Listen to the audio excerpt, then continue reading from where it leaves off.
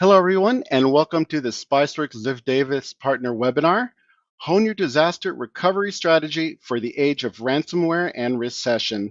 This session is sponsored by Acronis, and I'm David Solis with the community, and I'll be your moderator for today.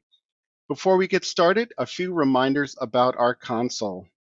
This session is being recorded, so if you step away or miss any part of today's session, you'll be able to view it on demand with the link that'll go to you after today.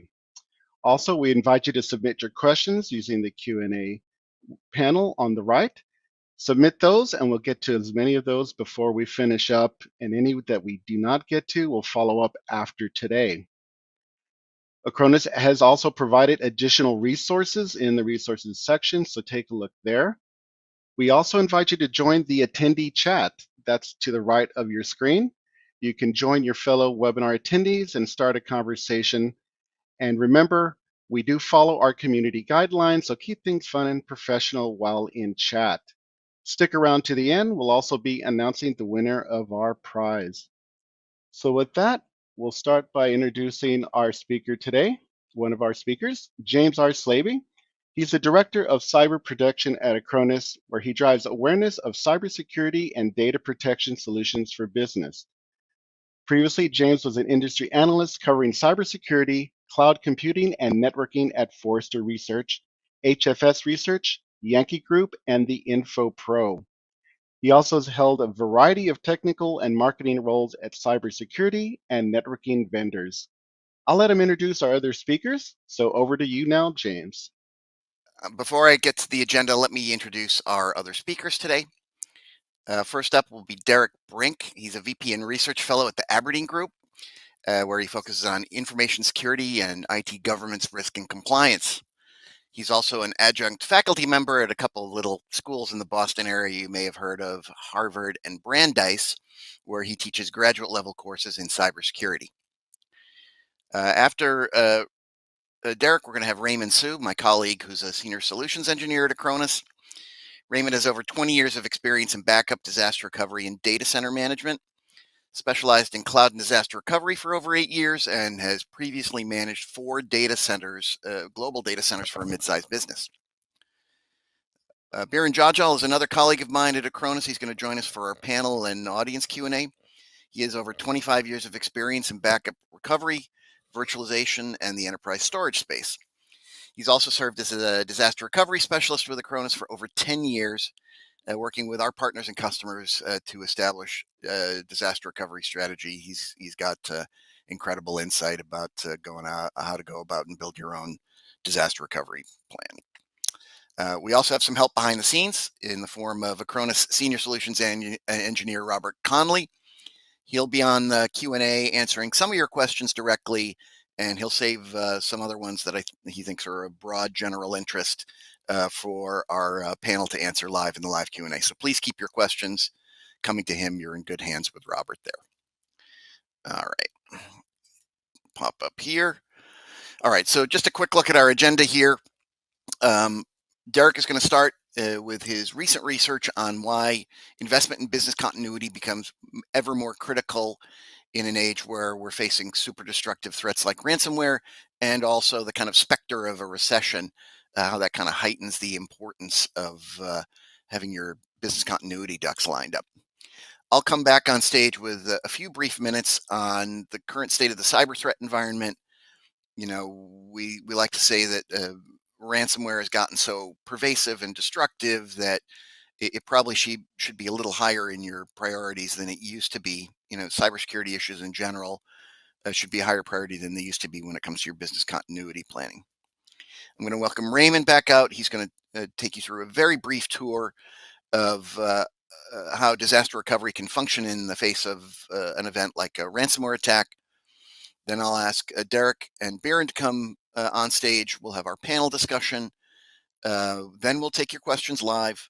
I'll come back at the end to wrap up with some resources that I think you'll find useful. With that, I'm going to hand the podium over to Derek. Stage is yours, Derek. Thanks.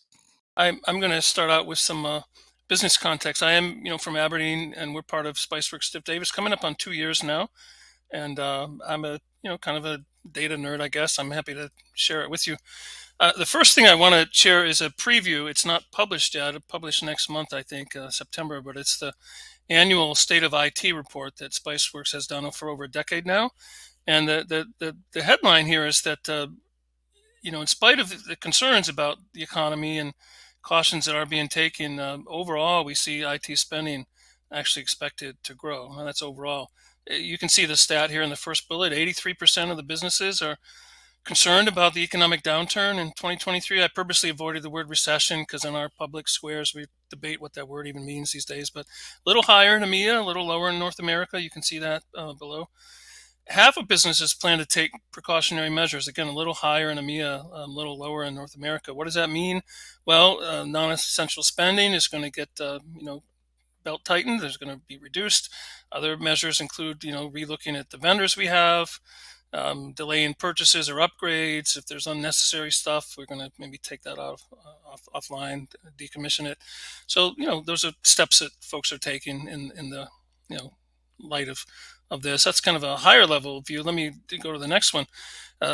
We've been doing a lot of research at Aberdeen on small and mid-sized businesses, actually in multiple geographies. So in the Americas and EMEA and APAC. So this is North American take, and we ask questions about what are your concerns, and you can see in the little table there internal challenges, operational challenges, external, geopolitical, but also the macroeconomic stuff. And the table just summarizes the way I did it there is it's kind of a net of the answers. So it's kind of a net promoter score, if you're familiar with that. It's inspired kind of take. If everyone said it was negative, it would be minus 100. And if everyone said it was positive, it would be plus 100. So you can see, minus 30s for most things. Generally, the outlook is negative currently on all these dimensions. And looking forward into the coming year, it's still negative, slightly improved though. I guess we're optimistic people in general. The one exception is that the macroeconomic stuff is not. So inflation, interest rates, the workforce kind of issues, they're expected to get a little worse, even in spite of human optimism. Staying with the drill down in this SMB study, in the previous 12 months, more than half of everyone who responded had incidents of downtime and data breach. You can see those two pie charts left to right is unplanned downtime or slowdown. 55% did experience that in the last year.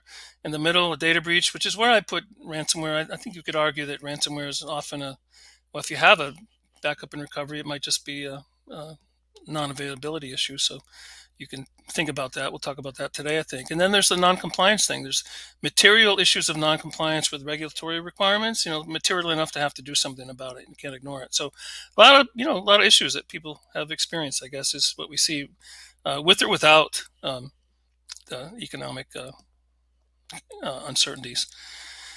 Bigger picture again, popping back up. This is not my data. It's actually a talk I saw at RSA conference this year. Is actually a cyber insurance underwriter. You might have noticed that cyber insurance policies are harder to get, not just for small and mid-sized businesses, but for everybody.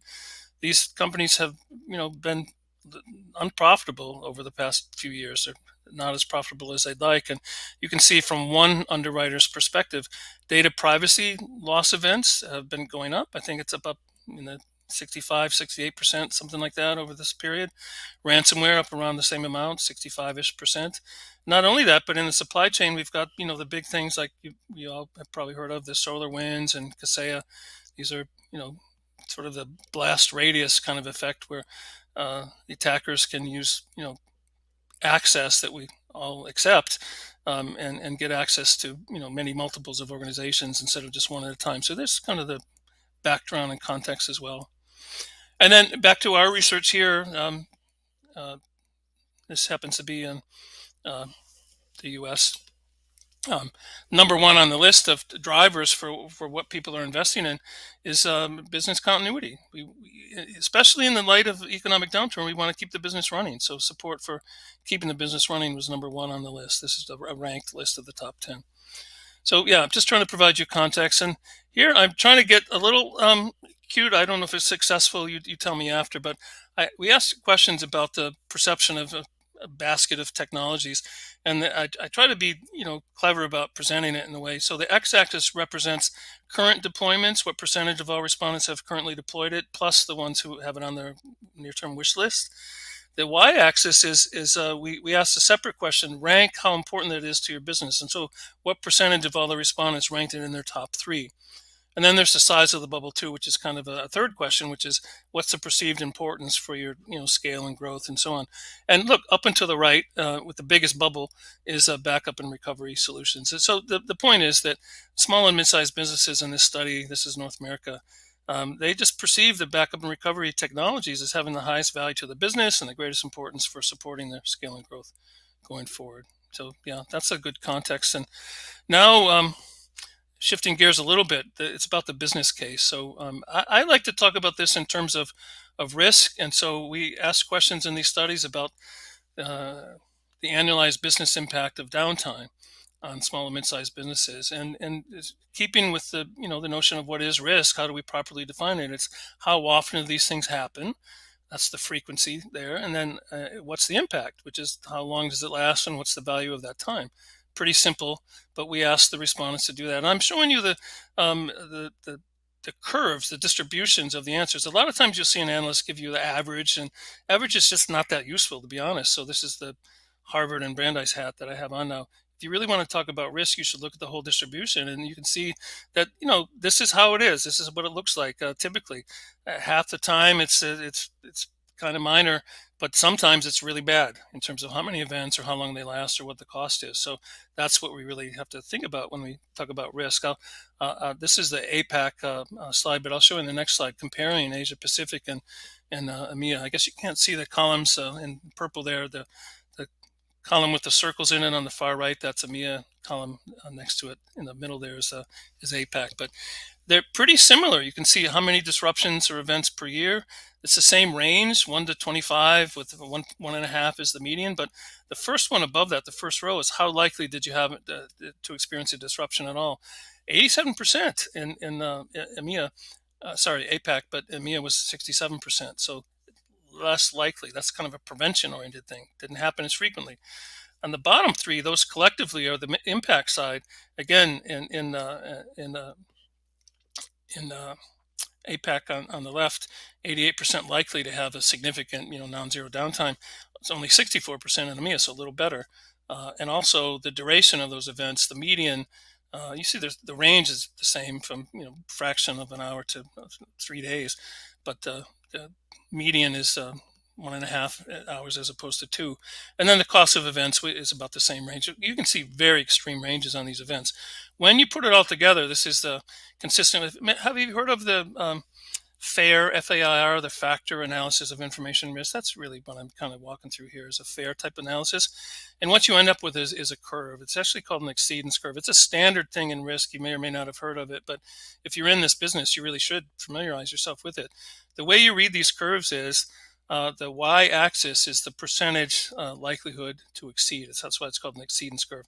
It's the inverse, actually, of percentiles. So if you're familiar with percentiles for any myriad of reasons, we have a baby and the weight is in the 60th percentile. That means that it's heavier than 60% of other babies. That's what that means.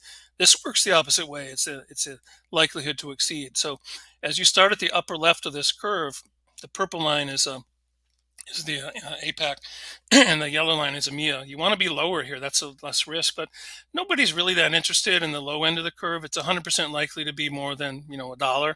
It's 50% likely. That's the median to be, on an annualized basis, about $1,500 a year. It's kind of a yawn. You might not even think about that, but where business decisions are made are at that long tail, the lower right part of the curve. You start to get to things like, well, it's 25% likely in APAC, based on these responses we got, to be more than 310K. It's 10% likely to be more than 12.9 million. And it's 5% likely to be more than 44 million. That's in APAC. You can see EMEA, based on the numbers I showed you in that table, is a little bit lower than that, which is good. You want to be lower, and the risk is about half. I know it's hard to tell that in this presentation. In fact, the x-axis is if you didn't see it, it's a log scale, because otherwise it would be a kind of an extreme ski slope. The point is, you're going to make decisions if you understand the risk and the curve. Now, I'm not going to tell you, nobody's going to tell you what to do, but you have to decide, hey, is a 25% chance to be more than 300K? Is that, do I have that appetite? Is that within my risk tolerance? 10% chance to be more than $12 million? You have to decide how much risk you're willing to accept. And that's what this kind of analysis can do. So if you work at your own company and kind of work through what this curve looks like for yourself, so it'll help you make that decision. And then lastly, just back to the data, and I'll wrap up here, give it back to you, James. When you modernize your infrastructure, which may include a number of things, but I think it does include also, having a good, proper backup and recovery strategy. How has downtime changed since modernizing your infrastructure? And you can see, again, some say, well, it increased a bit. Some say it was unchanged, but most people said it was reduced, which is good. And the sort of net promoter sort of style is it reduced minus 40% is pretty strong in that direction, in favor of, hey, we did this and it actually paid off. So that's just kind of context. I guess I'd do my job as the leadoff hitter here to put that on, get us on base, and I'll give it back to you, James, and you can carry on from here. And thanks. I'll be back for the panel. Thanks so much for that, Derek. I especially liked your point about cyber insurance. I know that a lot of us have been kind of leaning on that as a crutch over the past few years, figuring, well, it's kind of a simple way to do it. If we do get hit by ransomware, at least we'll get some monetary compensation. But as you note, it's a lot more expensive to get that insurance for less coverage, and it's much harder to qualify it these days. The insurance business is tired of losing money in cyber insurance, and they've taken the right steps to fix that at our expense. All right, so I'm going to kind of gallop through my overview here, because I really want to get to our brief demo and our panel and your questions. I know the R word is a dirty word here, but our own internal analysis, which is certainly subject to plenty of debate, but we think that if you're a serious risk planner, you should look at inflationary trends and understand that, we are probably in this chart is basically charts the recession of the early 80s, and we see a lot of parallels there. And I would argue that, from where I'm sitting, it kind of looks like we are at roughly the same point in our current economic roller coaster ride that we were with the first dip of the early 80s recession. So my caution there is, even if things turn around, the chairman of the Fed's meeting with his counterparts for overseas this week, there'll be some interesting action there. But watch out for that second dip, 12, 18, maybe 24 months down the line. All right, so I'm going to go quickly kind of run through some major cyber threats. I'm sure you're familiar with this at all if you're paying attention to what's going on in cybersecurity. But phishing remains hugely effective. Something like 94% of malware incursions start with one of your colleagues clicking on an email link or attachment that they shouldn't.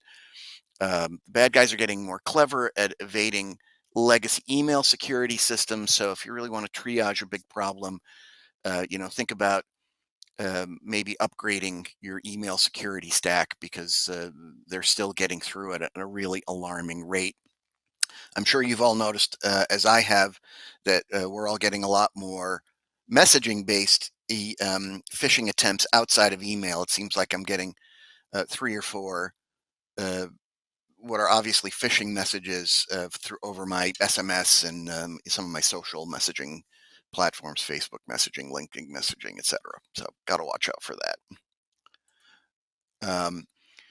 Of course, we all know over the past few years how kind of abruptly we had to move a lot of our data into the cloud. That has exposed vulnerabilities in some of those tools, and the fact that weren't super familiar with them, like managing cloud data repositories, VPNs, cloud DNS, tools like Zoom and Microsoft Teams have had some alarming vulnerabilities there. Bad guys have gotten much better at using the actual stuff we use to do our jobs for malicious ends. So once they get in, they might pick up your PowerShell or your Mimikatz or your backup tools to drop ransomware on other systems, steal your credentials, and of course, a big tactic, moving your data uh, out, exfiltrating it basically to where they control it and they can use that in some of the new ransomware tactics I'm going to talk about in a bit. All right. So that I kind of alluded to this before. The fact that is we're not as good as we should be yet with managing cloud applications. Basic configuration errors have ended up exposing huge cloud data repositories. So that's kind of a concern that we didn't have at quite that level of kind of pre-pandemic. Finally, ransomware gangsters are constantly evolving their techniques. They're getting cleverer. They figured out that if you have somebody like Acronis defending you, you can fend off the encryption attack. But if they steal a bunch of your data first, now they can threaten you and say, look, we don't care if you unlock your data or not, but we've got a bunch of it. And if you don't pay us the ransom, we'll leak it online, we'll sell it online. That could be embarrassing for you. It could expose you to regulatory fines if you're supposed to protect the privacy of customer data, for instance. If you're a public company, that can affect your stock, etc. There's the triple extortion tactic that we talk about now too, where they'll call your customers or partners and say, look, we attacked this company you do business with, and we've got some of your data too. So call them up and tell them to pay, or some of your data is going to get exposed online. So pretty nasty there.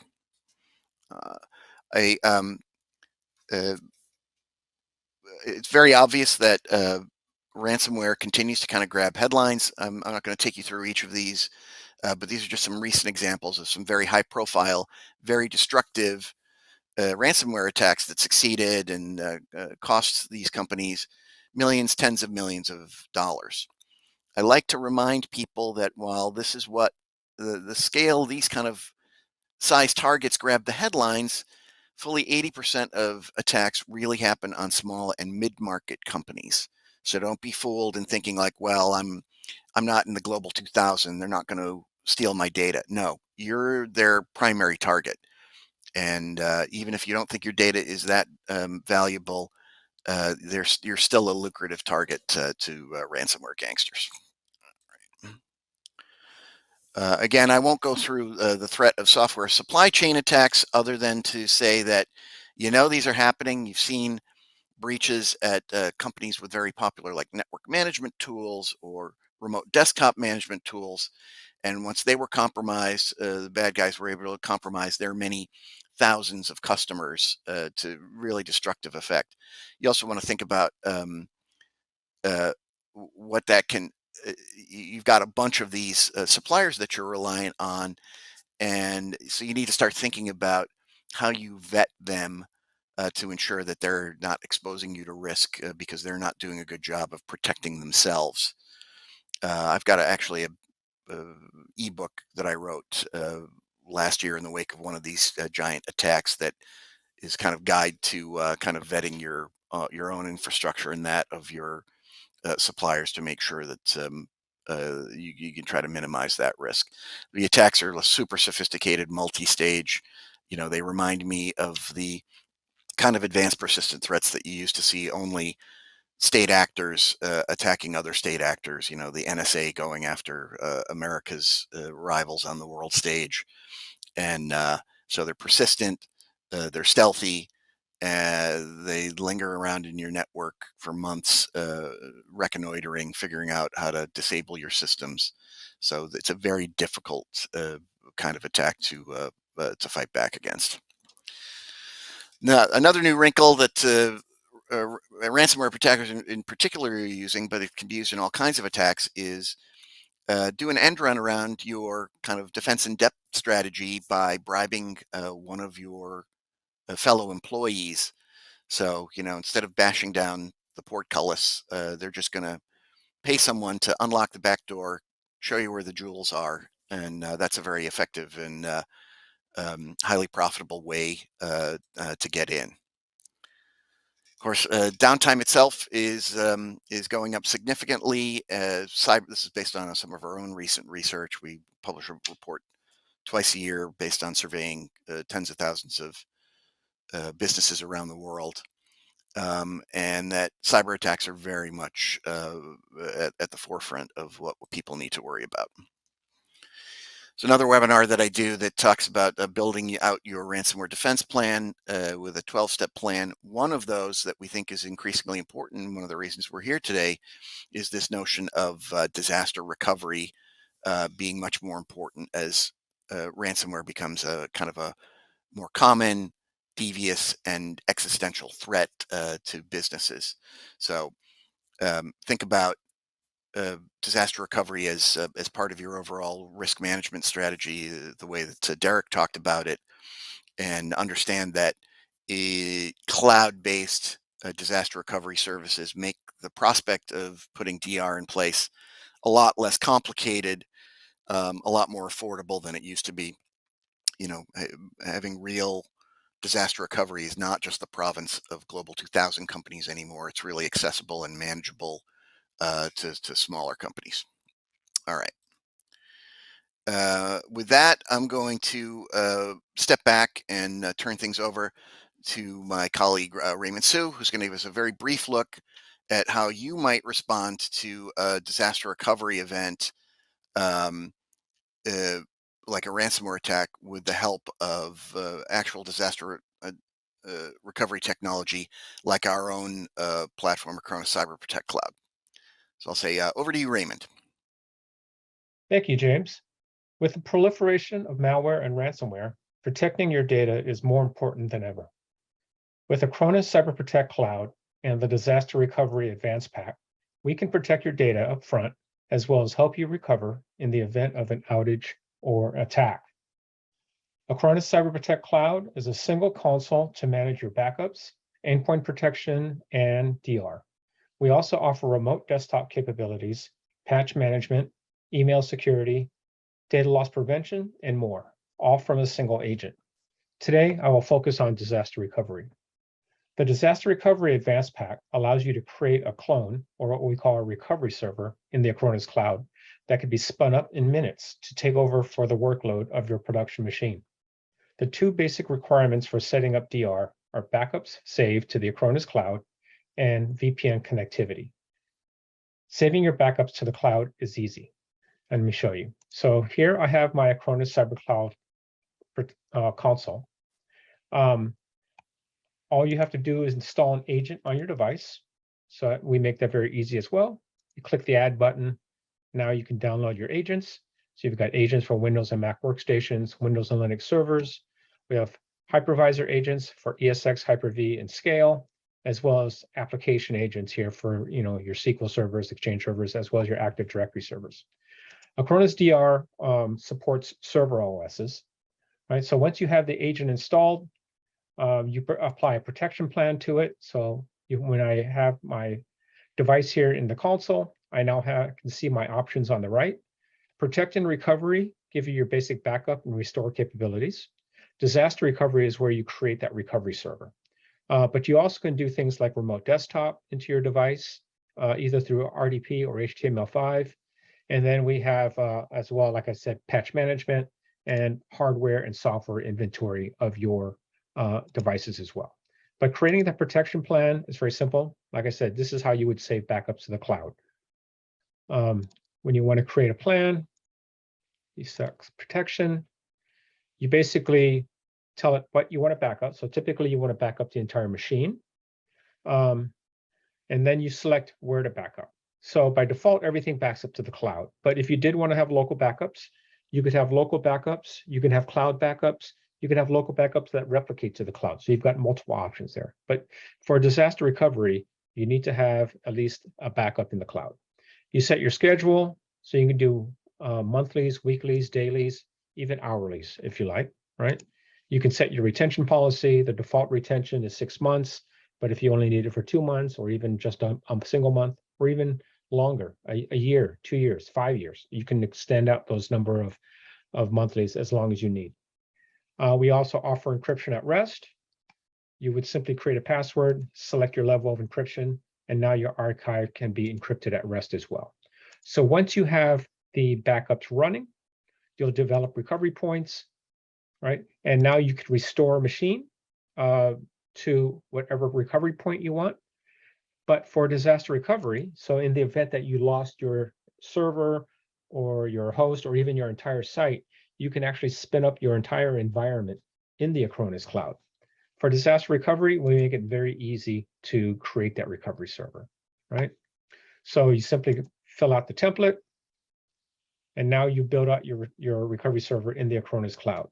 So we have, the first thing you need to do is figure out what resources you want this machine to run on. We have 8 different configurations in the Acronis cloud. We have a minimum of a single CPU and 2 gigs of RAM, up to a maximum of 16 CPU and 256 gigs of RAM.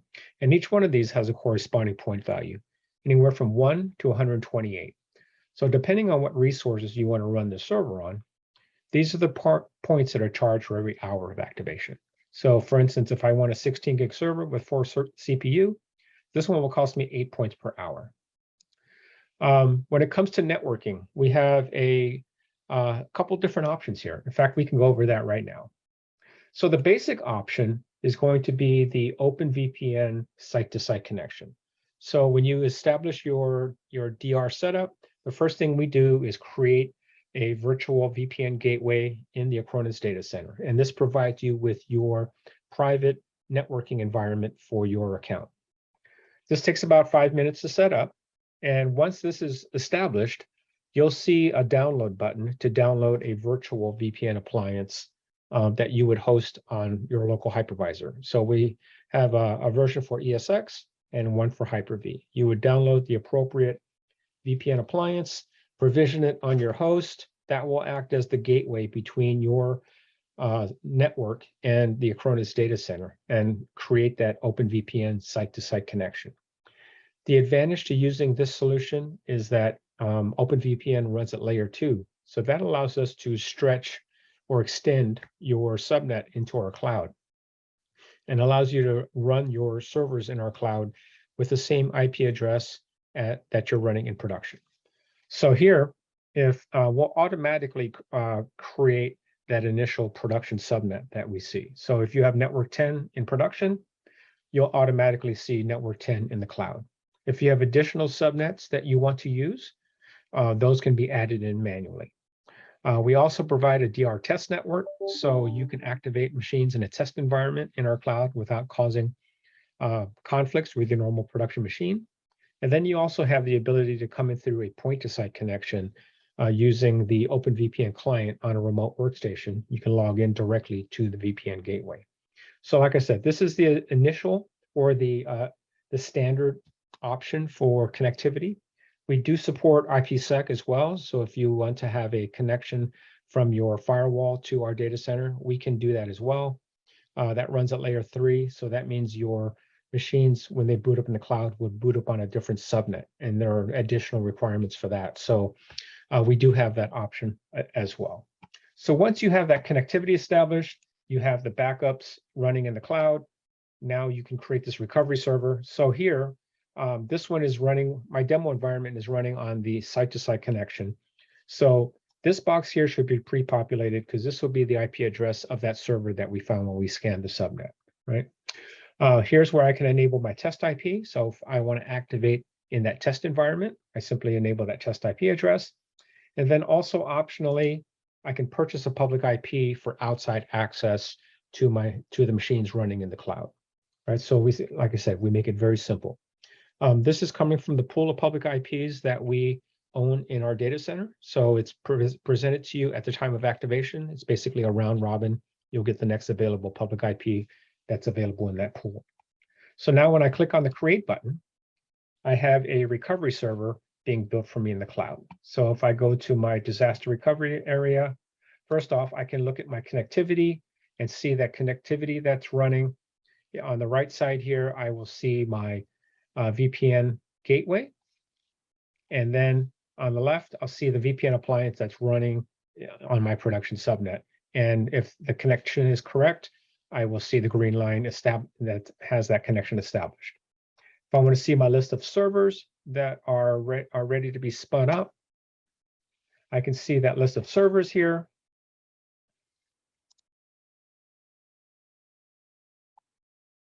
All right, so here's my list of servers.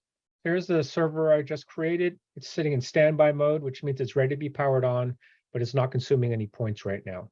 So it's ready to be turned on. I have one that's running. It's sitting in testing failover, which means it is running and consuming points.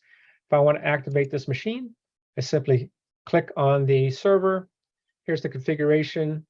If I activate this in a production failover, it'll use the production IP. If I activate it in test, it'll use the test IP. And here's my public IP that I can use for outside access. We even give you the ability to customize your firewall rules for inbound and outbound traffic as well, right? So if I want to turn this on, I simply click on the failover button. Here's where I can choose whether it's going to be a test or production failover. Here are my recovery points that I can go back to. If I want to activate this machine, I just simply click on the start button. I now have a server booting up in the cloud, right? Right, so this one is, it started to consume points. It'll take about 4 or 5 minutes for it to go active, but once it's running, like I said, it'll sit in a testing failover mode here. And once it's running, I get another button on the right, and that's the console button. So if I click there, this will open up a new browser tab that will then open up a console session to that machine that's running in the cloud. And now I'll have full keyboard and mouse control of that server that's running, right? So here we have the machine coming up. I can issue my Control-Delete from the top here. I get my login screen. Now I can log in. I can do my testing, whatever I need to do. When I'm done, I can simply log off. And in testing mode, we're not saving any data. If I'm done testing, I can simply click on the Stop Testing button. It puts the machine back into a standby mode. Now I've stopped consuming points, right? So as you can see, it makes it very simple to activate a machine. If this was a production failover, you would simply run production in our cloud. And when you're ready to fail back, we have a fast failback process that allows you to copy over your data back from the cloud while you're still running production. So it minimizes your downtime significantly. Okay, so that is our Acronis Cyber Cloud, Cyber Protect Cloud with disaster recovery. I hope you enjoyed the demonstration, and I'll give it back to James. Thank you very much. All right. Thank you so much for that overview, Raymond. I want to welcome Derek back to the stage, and it'll be the first time today that we've seen Biren Jajal, who's a longtime DR strategy and technology specialist. Guys, I want to spend a few minutes of discussing a couple of topics here. So Derek kind of teed us up nicely with his recent research on a kind of a high-level view of business risk management. Hopefully, I reminded the audience that cybersecurity risk, and thanks to ransomware and the ongoing effectiveness of phishing, probably needs to be bumped up a little bit in the stack of business continuity risks alongside natural disasters, hardware failures, human errors, etc. Raymond, I think, did a nice job of showing that the actual implementation of a solution is really not that onerous. That disaster recovery technology, not just from Acronis, but across the board, has gotten a lot simpler to manage and a lot more cost-effective thanks to the economic advantages of cloud. You don't have to build a standby data center anymore. All right, so let's say those things convince us that we need to move forward. At some point, you have to you got to convince your boss that there's a business case for implementing DR. And I know people struggle with this. So panel, can you tell me what's kind of the first step in building such a business case?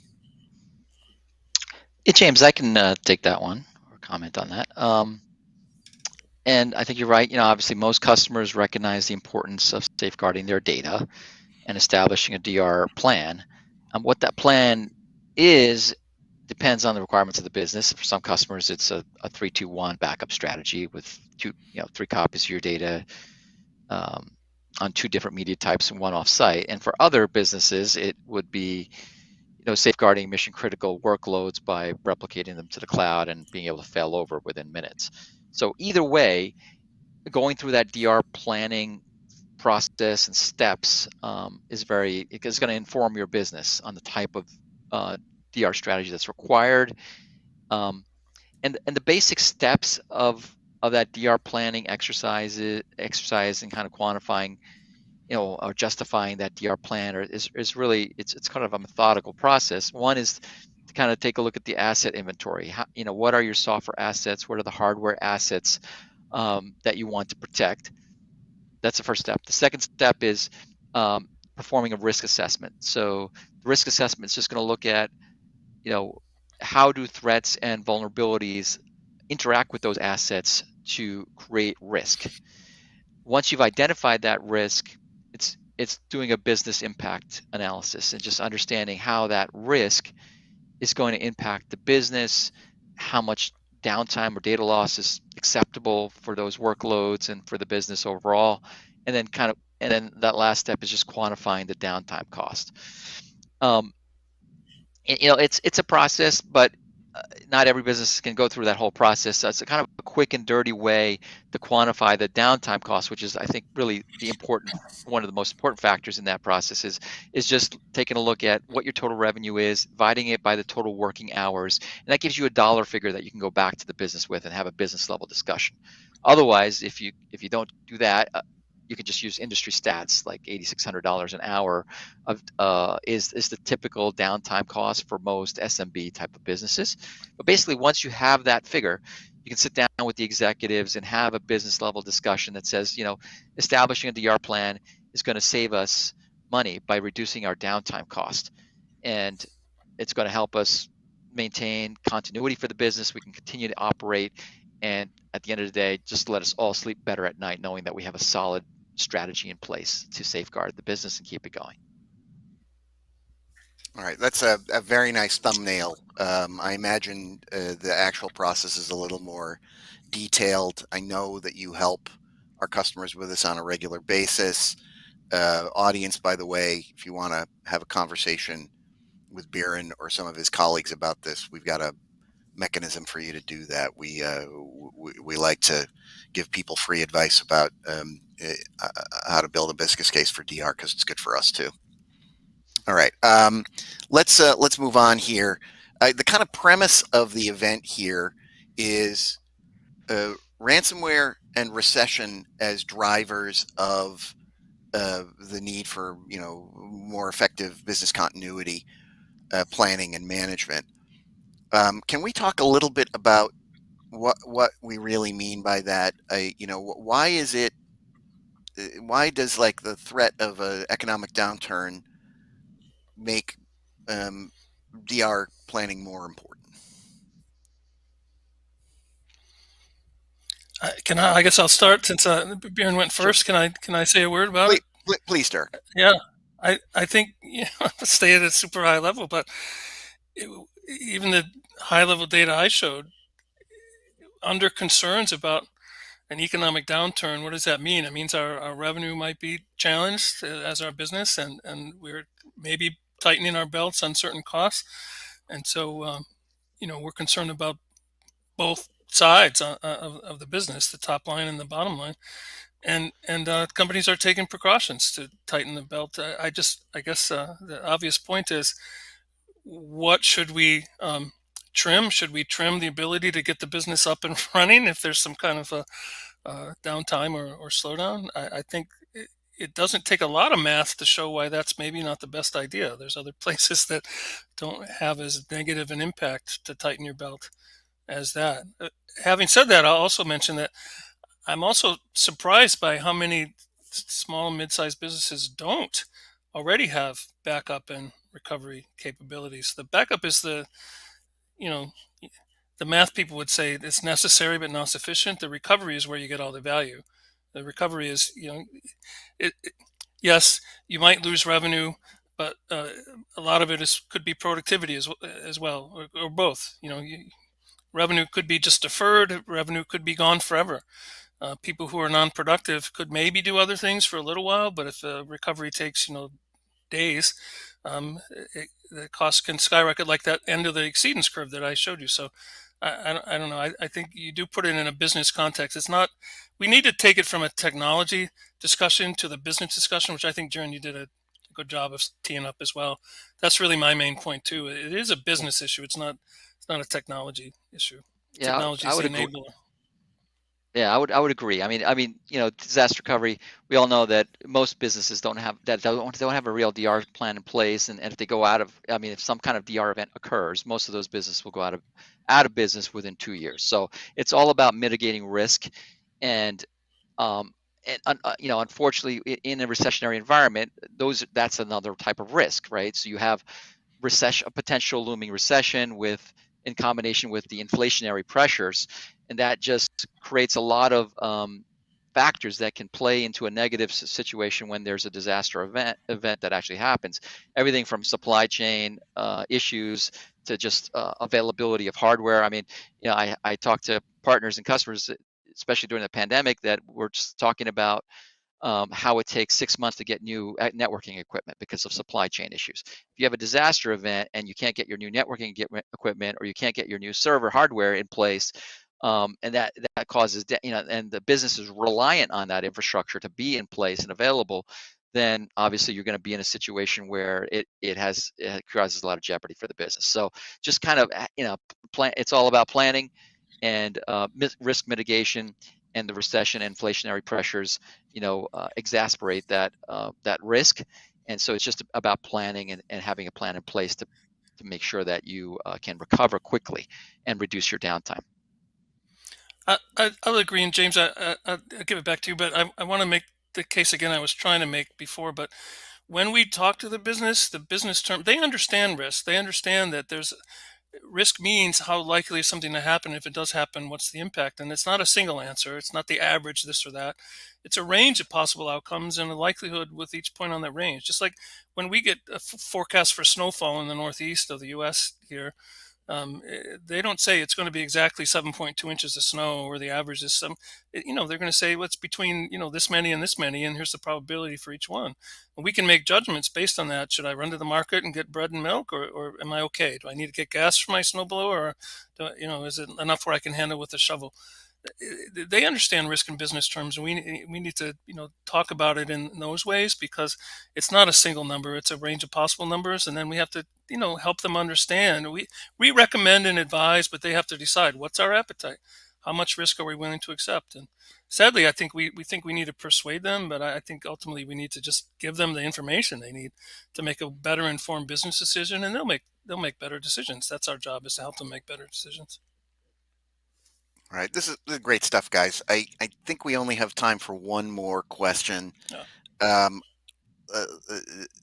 So let's assume that even if our audience doesn't have disaster recovery technology or services in place, they at least have an incident response plan of some kind in place to what everyone's roles and responsibilities are in the event of an outage, whatever the cause. But hopefully we all understand here that cybersecurity has become a bigger risk, largely just because of the damn scale and effectiveness and evolving tactics of ransomware attacks. So if that's a new wrinkle that we recognize that we have to confront here, how do we adjust our incident response, number one, and maybe our DR technology, number two, to accommodate, say, a ransomware attack with double or triple extortion, where they've stolen our data and are now contacting our customers, threatening us with data leaks? What's the adjustments that we've got to make if we decide that indeed we got to make cybersecurity a bigger priority in our business continuity strategy? I'll volunteer one thing. If I'm a small and mid-sized business, I'd say, can we do this ourselves, or should we be partnering? And I think all the data I see leans heavily towards it's better to partner. We have the skills shortage on top of everything else. We haven't discussed that, but there's a skills shortage. And so we find partners like Acronis and others to help with not only the incident response, but also, cloud-based solutions for things.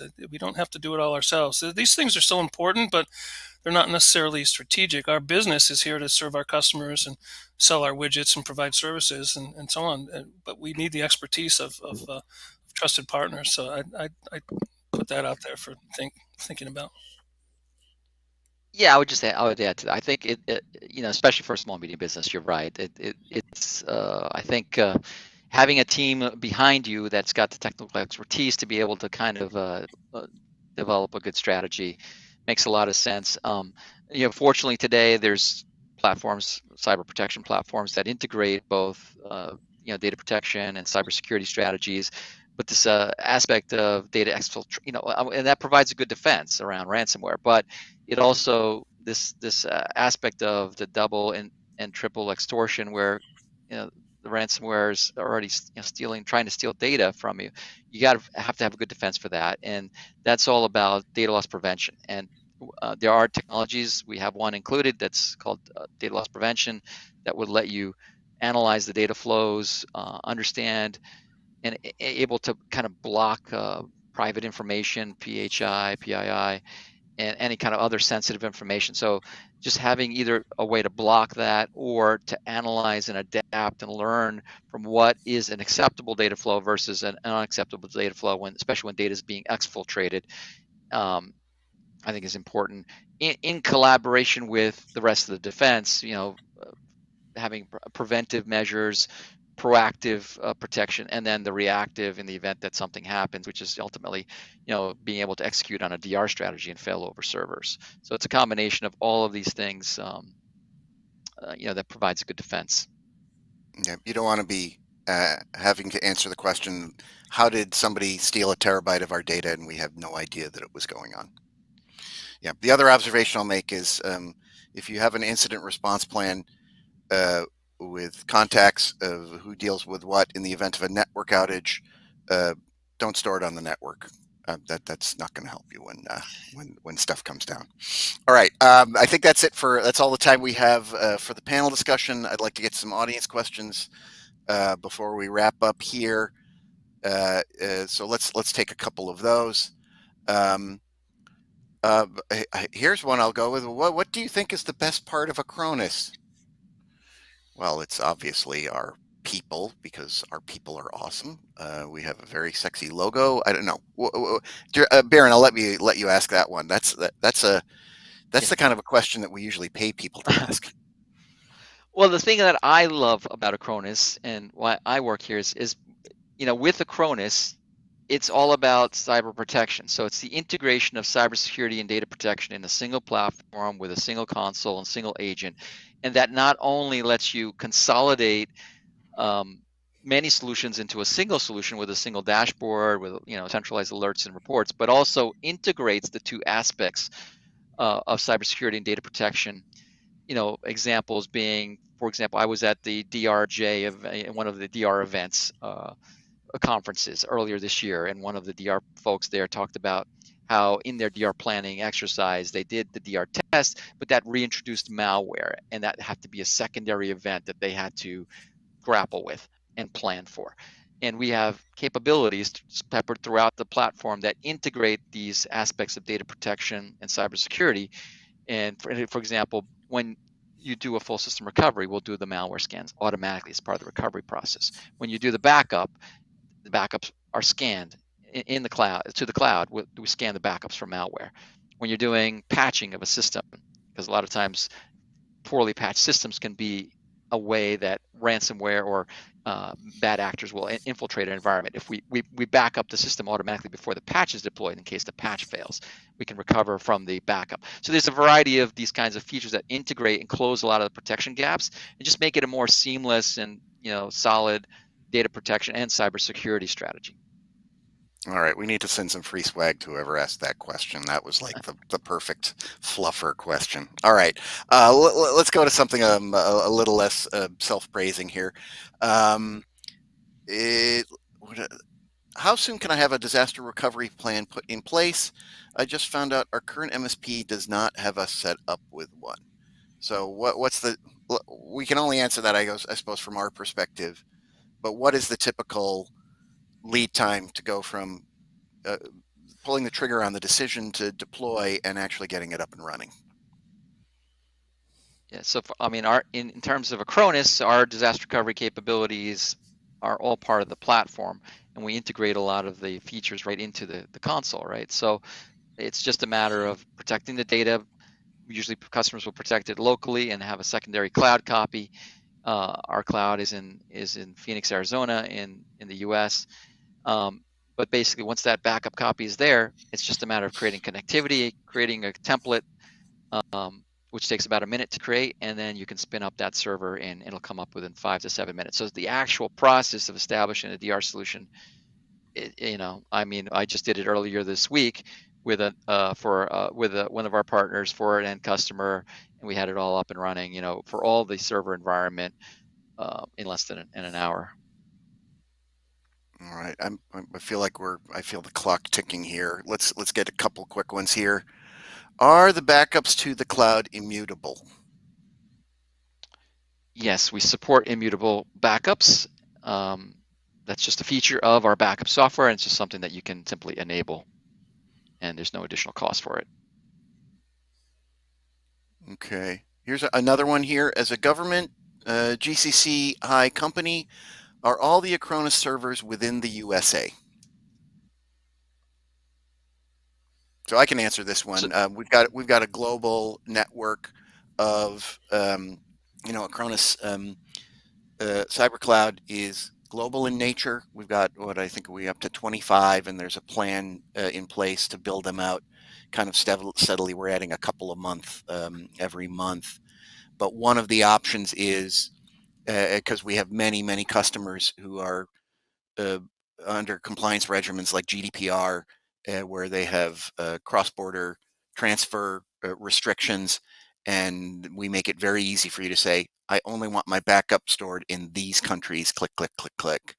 And that makes sure, and that will ensure that your data doesn't get stored anywhere that because of government contractor requirements or privacy regulations, you don't want data going into the hands of a country where the regime isn't known for protecting user privacy, that we can support that. Anything to add to that, Baron? No, I think you covered it. All right, we're right up against the top of the hour. I'm sorry, audience, if we didn't get to your questions. We'll follow up with you directly, but I think we need to move on to our wrap up here, lest we go past our allotted time here. So I want to thank Derek Brink, Baron Jajal, Raymond Sue, our Robert Conley backstage, and let me move on to a quick wrap up of some assets. I'll ask you folks to please respond to this poll real quick. This way, if you want us to contact you, we can contact you. If you want us to stay the hell away, we'll honor that too.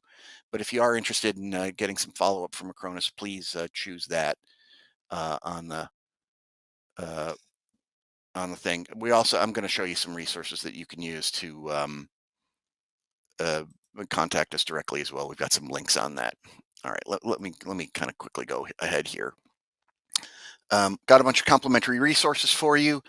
There's that supply chain attack mitigation white paper that I mentioned.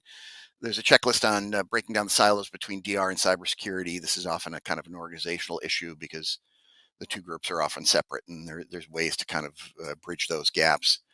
There's a white paper on the calculating your return on investment in disaster recovery. And you've got these links here. We're also going to email them to you afterwards. Here are the links that I promised earlier. If you want to have a consult or a demo from one of our people, just set up an appointment there. Or you can always download or get access to a free trial so you can kind of take a test spin yourself. We've got our annual summit coming up. This is our annual meeting for partners and customers. It's in beautiful Miami Beach at the Fontainebleau in November. It's going to be a worldwide event again this year. We broke it up last year because of travel restrictions due to the pandemic, but since those have opened up, we're going to do one big happy one in Miami in November. We've got some amazing speakers and content, great networking event. Encourage you to take advantage of that. Finally, I'll ask you if you've got the means and the inclination, support our nonprofit foundation, which builds schools and provides technology training to children in places that need some help there. Good cause. Your money goes really far with that, so support that. All right, with that, I'll say thanks everybody for taking an hour out of your day to be with us here. Appreciate your time. For the last word, I'll hand things back to Spiceworks and David Solis. All right, thank you, James, and thank you to our panel for your research, your insights, and your recommendations today. Special thanks to Acronis for making this webinar possible. Again, thank you for spending part of your day with us today.